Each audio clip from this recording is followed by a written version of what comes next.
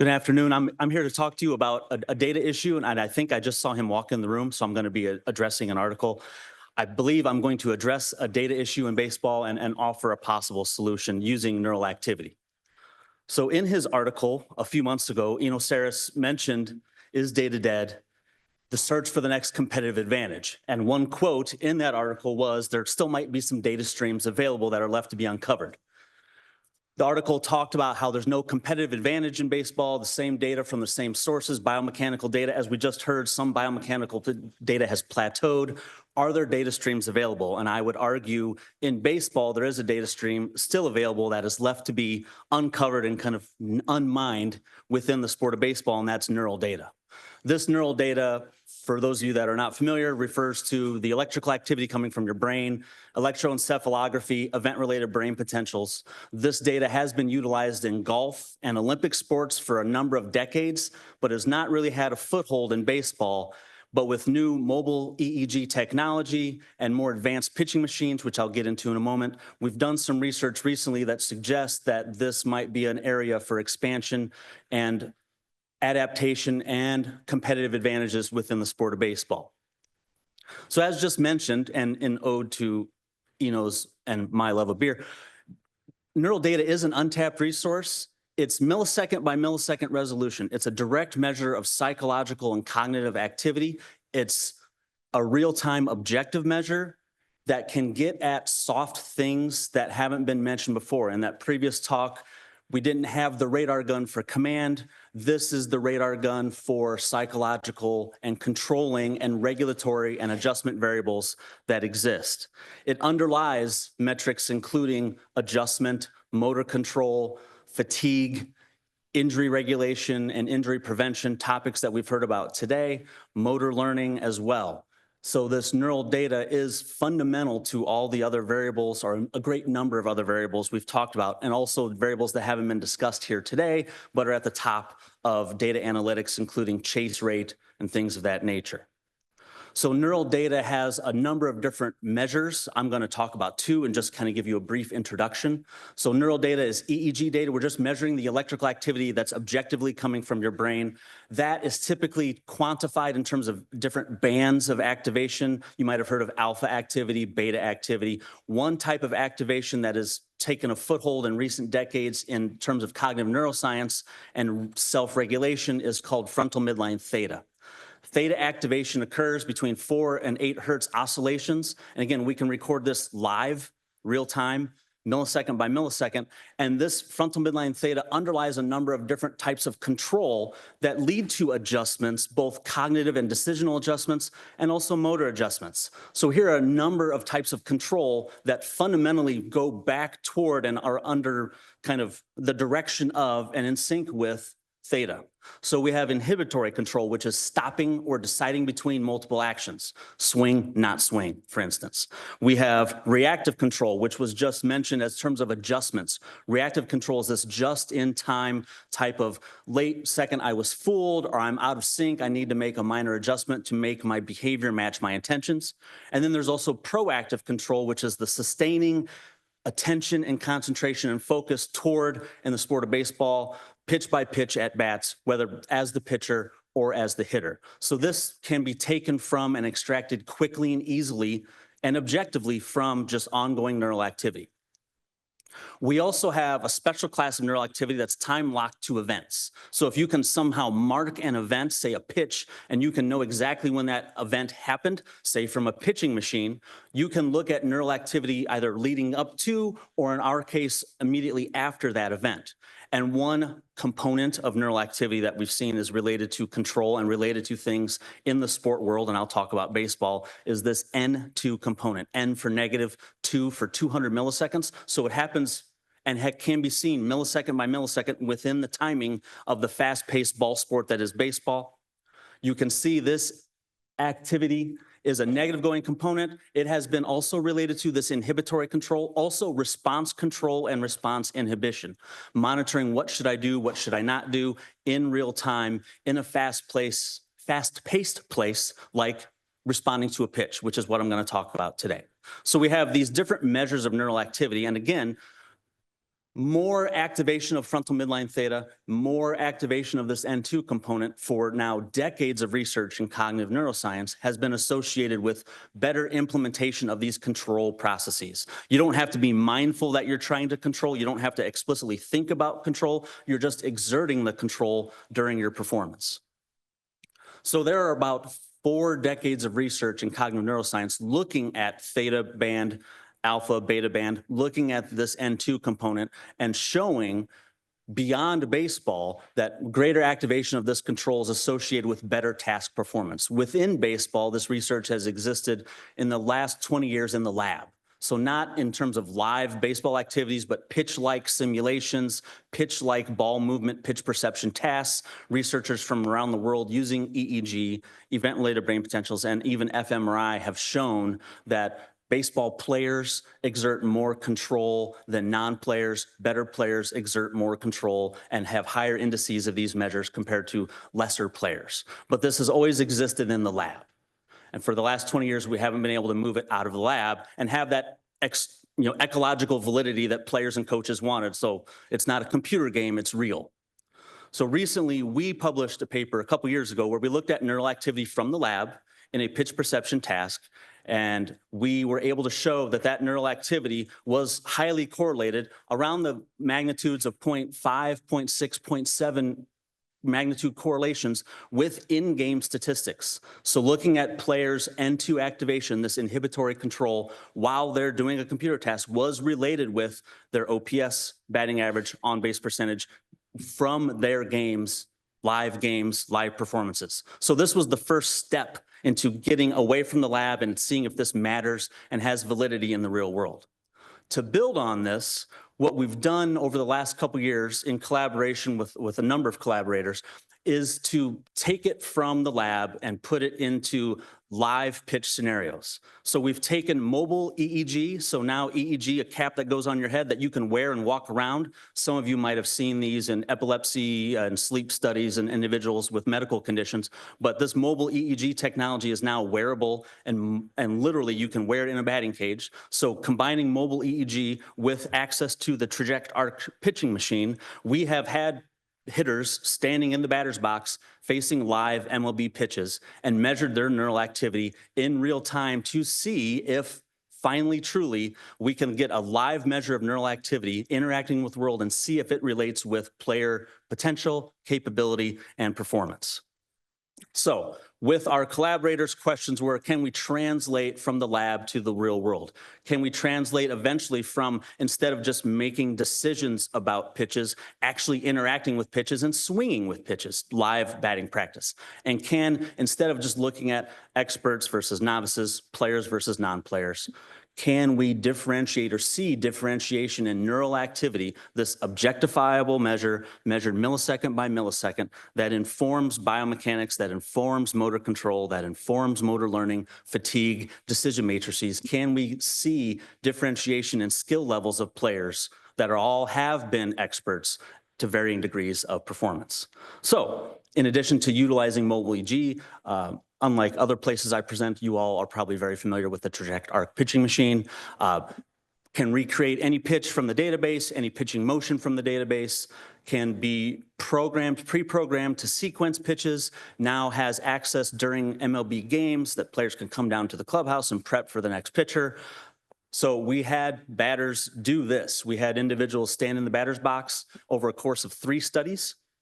The first 2 studies, they saw live pitches and they just made verbal swing, no swing, ball strike kind of decisions in real time while we measured their neural activity. And the third pitch, they picked up bats and they swung away. Or the third study, they picked up bats and they swung away. We were a little questioning, obviously, whether this would translate to the real world. So the first study was just a pilot study to see if we could replicate the lab in the real world. So we had 2 former professional players who are now coaches and 2 just office staff members that are novices. And we had these individuals wear this mobile EEG device while they stood in the batter's box and they made ball strike decisions. Again, we're looking at this N2 activation. More N2 is associated with better control. And we're looking at this frontal midline theta activation. More frontal midline theta is associated with better control. Here's what we found. Now, if you look to the left-hand side, you'll see the waveforms, which are a little hard to to digest for the uninitiated, but basically the N2 occurs between 200 and 300 milliseconds post-pitch. So that's that little grayed in area. And if you look, we looked at the average activation within that time frame. N2, kind of average N2 activation. And you can see the average for the players versus the non-players. Tremendously different average activation, replicating all these lab studies from the last 20 years in baseball that players show this greater inhibitory control than non-players. When we look at frontal midline theta, we see the exact same thing. The non-players, I mean, frankly, if you've not seen a 95-mile-an-hour pitch live recently, it's a little jarring. There's not much control going on. There's maybe some squeals and some cries for help. So there wasn't much control or cognition happening with controlling performance except, you know, hearing the ball go past their face and wanting to be done. So there's control with players versus non-players. We're seeing control. We're seeing this kind of, we're not being mindful of it. We're just exerting it during performance, assessing these pitches for should I swing, should I not swing, engaging kind of mental self-regulation, adaptation live during pitches. So we have proof of concept. We replicated what was happening in the lab live. So the real question started to come out in the next study. The next study was, okay, we can differentiate and we can replicate experts versus novices live. Very cool. What about the middle ground? What about differentiating levels of players?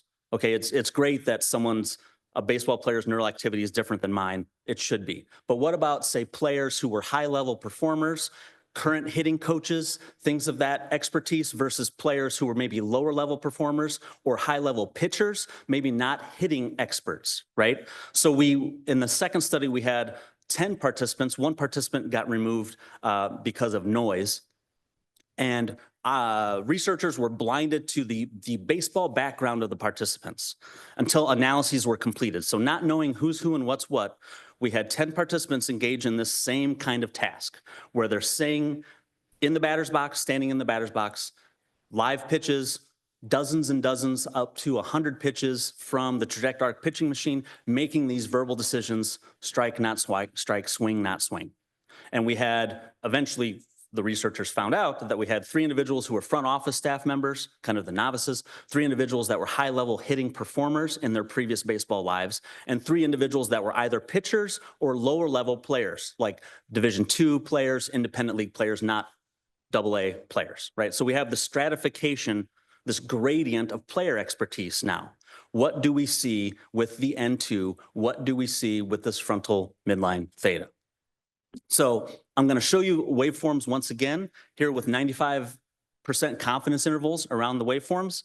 And if you look at the top of the screen, those 3 waveforms are the 3 expert players. Participants 206, 210, and 211. Participants 202, 204, and 205 are the front office staff. So we were replicating that first pilot study where we see this massive difference between experts and novices. And if you look, there's a huge white space, no overlap between those 2 groups of individuals. When we throw in the former pitchers or the lower level players, they fill in the middle. So we see with neural activity a gradient matching that we didn't know at the time, matching their player expertise. More activation of this kind of control and mental control over performance, whether it's decision-making, whether it's motor control and reactive control, inhibition to swing, not swing. More of these processes are engaged in experts compared to lower-level players compared to novices. When we get away from the gobbledygook of the waveforms, this is what that average activation looks like by these 3 groups of people. Again, 206, 210, and 211 were the high-level players. 204, 205, and 202 were the front office scared jamokes, and the middle ground is the middle ground. We see a gradient in neural activation matching the gradient in player expertise and player performance. We also see this frontal midline theta, and this one actually you start to see that players that had some experience are distinguishable from non-players. So we can kind of really distinguish the players from the non-players, but still distinguish the experts from the lesser players or lesser hitters, pitchers in this case. So we see now this gradient of activation, neural activity on magnitudes you don't usually see in neuroscience and psychology, correlations again in the 0.5, 0.6 range, showing better performance with more neural activity.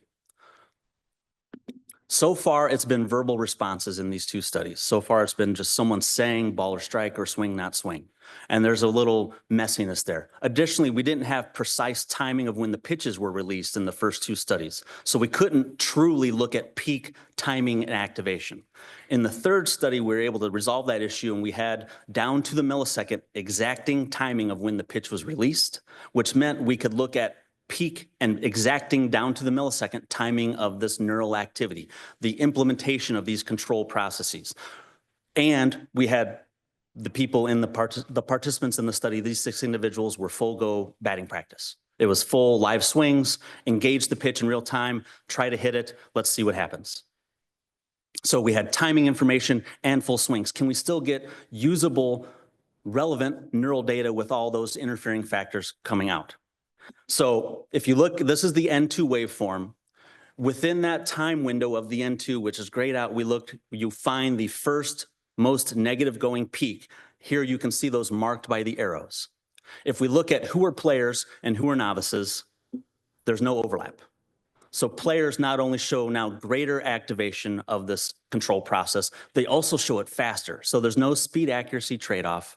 There's no, well, I'm being more careful, I'm being more mindful, I'm slowing down. They're both better in terms of more activation of this behavioral control and also faster in implementing this control than non-players. If we get away from the messiness of the waveforms, you can see here the 3 players show greater activation than the non-players. Again, the non-players, it's kind of almost non-existent. And it's also faster by tens of milliseconds, allowing for, again, that reactive control. If they were fooled, they could foul off a pitch. If they could make their swing adjustments in real time. Faster decisional matrices, faster capabilities to stop. I was fooled, I shouldn't swing at that. Faster and more activation of this behavioral or self-regulatory control. We also then, you don't really look at peak timing for frontal midline theta. Peaks come with event-related activation like the N2, but we can replicate, again, more frontal midline theta control activation for players compared to non-players during live batting, live swinging, live pitches from the Traject-Arc pitching machine. So in summary, over the last couple of years, we've been able to replicate and bring the lab to the field. Now with live pitches and live players from no playing experience to college and independent ball playing experience to major league playing experience, we have this gradient and array that lines up perfectly with neural activity, live pitches, not computer simulations, live behavior, baseball players doing baseball things. They show greater activation and faster activation than novices and or lesser players. And you can then use this as a way to another layer of data to differentiate and have a data kind of advantage or a competitive advantage from the article I cited before that seems to be plateauing with other biomechanical or biometric measures. So to do this, I have many people help, whether it's from Illinois Wesleyan's baseball team, where I'm a professor, other colleagues and collaborators with these Traject-Arc studies, and all of you for paying attention. I appreciate all of that. But to summarize this neural data, which again is rampantly used in golf, rampantly used in mindfulness training, rampantly used in Olympic skill sports like marksmanship, hasn't really been grabbing a foothold in baseball, probably because it's been very lab-based and it can't really translate to the real world. Well, now it can. With more accurate and better pitching machines like the Traject-Arc, with advances in mobile EEG technology, you can get live, objective, real-time, millisecond by millisecond data for psychological and cognitive measures, just like the radar gun and biomechanical markers, the little joint markers allow for biomechanical data. Mobile EEG setups can take 2 to 10 minutes. That's all it takes to get it set up and get it up and running. You can index these control processes that relate to the regulation of behavior. Here we're talking about hitters, but it also relates to, as was just mentioned, pitchers. Adaptation in your pitching motion to get to where you need to be to throw the pitch that you want to pitch. These processes can support and coexist with biomechanical blast, Rapsodo data, things like that. It can inform motor control. It can inform motor learning, inform obviously decision-making, fatigue, chase rate, plate discipline, also injury prevention, and can now be collected live with real players doing actual real baseball things, not shuttling off to some neuroscience lab somewhere. So with all that being said, what's next to do is it's a call to action, is literally a call to action, is get this going with golf, with Olympic sports, is to try to get this is a call to try to get this into baseball, because I believe it is an untapped resource from Sarris's article a few months ago that has not been uncovered to the degree that it could be, because it informs a number of variables throughout baseball, most explicitly so far, hitting and hitting performance. It is also trainable. One thing I didn't mention, you can not only use it to discern, say, higher versus lower level performers, inhibitory control has been shown to be trainable through stop sign tests, go, no go tests. You can train it and improve at it for player development purposes. The only way to tell if it has actually improved is by measuring the neural activity. Much like some of you remember Lumosity a few years ago and some lawsuits against Lumosity, because Lumosity helps you get better at doing Lumosity. It doesn't help you get better. It doesn't translate. It's not generalizable to other skills or other tasks, because all it does is it trains your neurons, your motor neurons, to respond more quickly and guesstimate within that task. Measuring neural activity through fMRI and EEG can actually show that you have developed greater inhibitory control, response, and motor control. And that's the only objective measure to see if this training has taken place for, say, those individuals who are great athletes but don't have a lot of control. You can involve them in a training program and see their development longitudinally. You can also look across a season and see if this variable is differentiating a player from when they're hot versus when they're cold, just like we look at biomechanical data as well. So call me.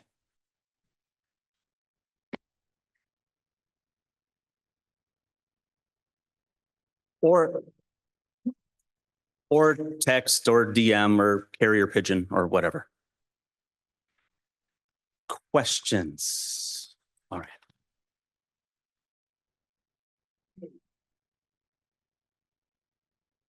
Awesome presentation. I really like the neuroscience aspect since I'm a neuroscientist myself. Good. You talked a lot about response inhibition. Did you look at swings versus no swings? Because it seems reasonable to assume that the N2 could be motor initiation rather than other processing, sending a signal to the limbic system to initiate that movement. So very good question. The N2 actually can be shown to be greater.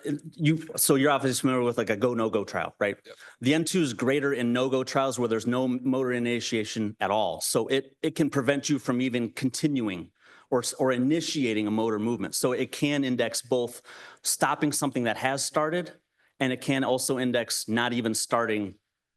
If you're quick enough, if you're adept enough, you can not go. It can inform when you've started and you want to check your swing, say, as a baseball example. Absolutely, both of those. Oh.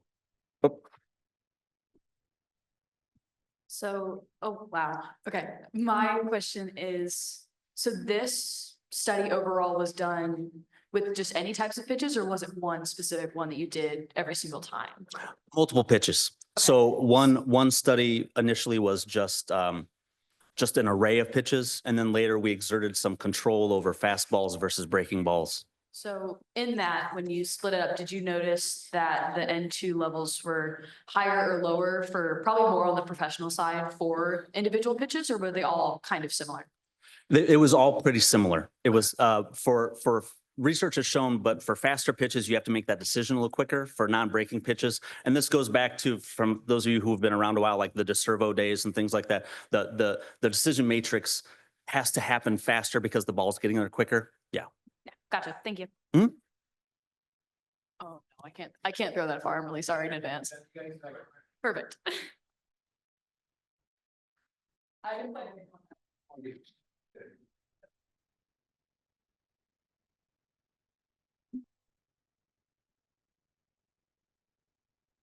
Given that this is now getting into the athletes, it's really medical information and it's proprietary. Wouldn't that be an obstacle? Because like if I'm a player well, this is not like, you're measuring my chase rate or my velocity, which is in a stadium. This is like hooked up to my brain. Isn't that going to be an obstacle in getting this information to teams and whatnot if the athletes are not willing to share it? Absolutely. The athlete has to be willing to consent to this, just like an athlete would have to be willing to consent to a biomechanical analysis. It's non-invasive, so it's just measuring what's coming from you. Just like EMG measures your muscle activation, force plates measure how much force you're exerting. This is just simply a measure of what's coming from you, like an EKG is or an EMG is. But you still, I would imagine, with union protections and things like that, would have to consent. If you were to say, train this on your own as a player and go to a facility like Driveline or some other facility, then obviously the data would be yours and you would house it. I believe not only since it's discernible among skilled players, but it's also trainable. I would think it's not some set static thing. It is something that can be adapted. So I would think it would be more amenable to players to have this information to kind of see, because you can longitudinally see if it adapts or adjusts with your training across time.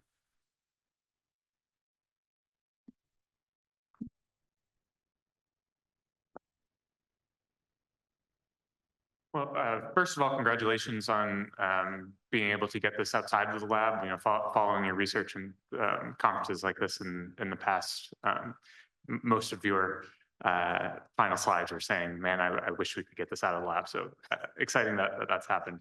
And my question is, I'm curious the trade-off of like the nature versus nurture here. You say it's trainable, but I'm curious are some people just have a higher ceiling with this, that have a better ability to do this no matter how much you train?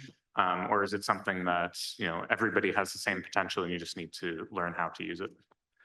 I believe the research has shown, and it's very much like physiological data, right? Some people are just more flexible. Some people are stronger. Some people can do things physically that others can't do physically. Mentally, there's going to be an individual difference. There's going to be a natural aspect to it where some people are different, just like athleticism and quick twitch. But here it is trainable and is modifiable where you can get closer to your high end. And there's going to be overlap in all of those distributions. It's not going to be the haves and have-nots. It's a lot of overlap in those distributions, and you can, with training, get closer to your high end. Following on maybe the kind of the medical question of it a little bit, I wonder your thoughts on the ethics of predictability of this for like college or draftable players, right?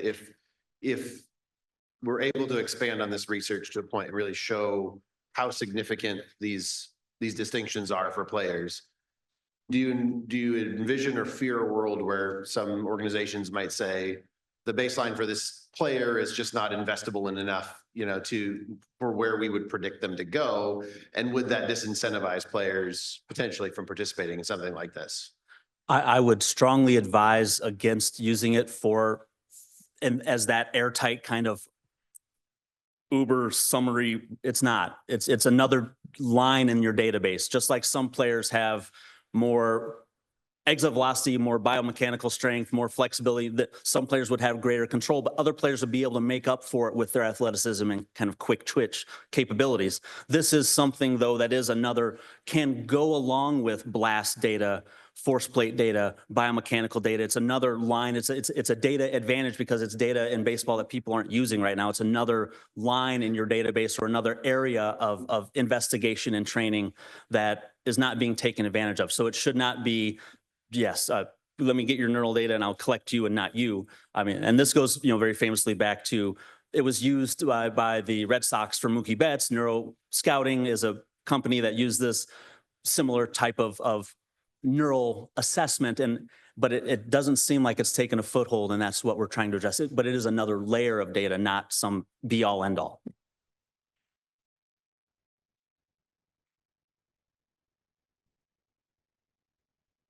This might be a bridge too far, but based on this research, would you recommend that a batter who faces a pitcher they've never seen before watch the pitch or take a swing in order to sort of build the training that this research indicates is possible?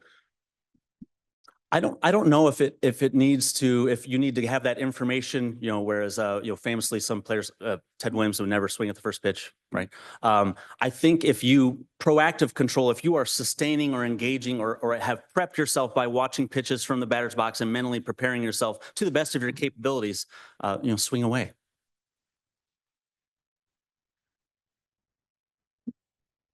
I think you said golf has used it a little bit. Is that, so considering like swing is a similar action in both sports, obviously the ball's static. Like what are some of those training up regimens using this data that you've heard of or seen? So largely in golf and marksmanship sports, they've looked at EEG and they've tried to get at places of quiet concentration, right? Not kind of like caffeinated activated. They try to get to quiet, calm. Like a marksman, you don't need to be powerlifty, smelling salts before you're going to shoot very quietly at so golf has been the same thing, trying to utilize EEG, again, those theta, alpha, beta, delta bands, and examine those to get your body at a quiet, almost mindful, resting, physiological place of mental concentration and not physiological activation.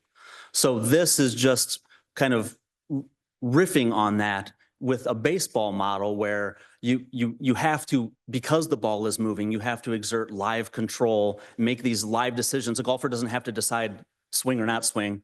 Baseball player does. Ball or strike, a baseball player does. So it's tweaking what golf and marksmanship have done and putting it in a baseball frame to expose a layer of data and kind of uncork and untap this type of data that hasn't really been taken a foothold in baseball. Super interesting. Thanks.